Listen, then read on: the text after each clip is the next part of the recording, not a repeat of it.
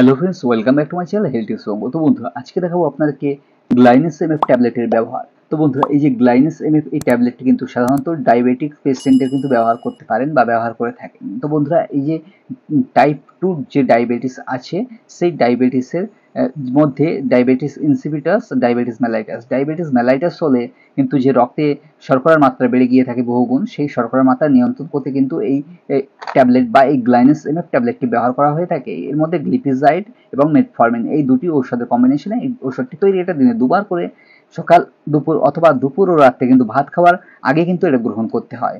তো বন্ধুরা, এই ট্যাবলেটটি গ্রহণ করে কিন্তু আপনারা আপনাদের হাই সুগারকে কমিয়ে আনতে পারেন নর্মালে। তো এটা খুবই কম দামে একটি ভালো ঔষধ।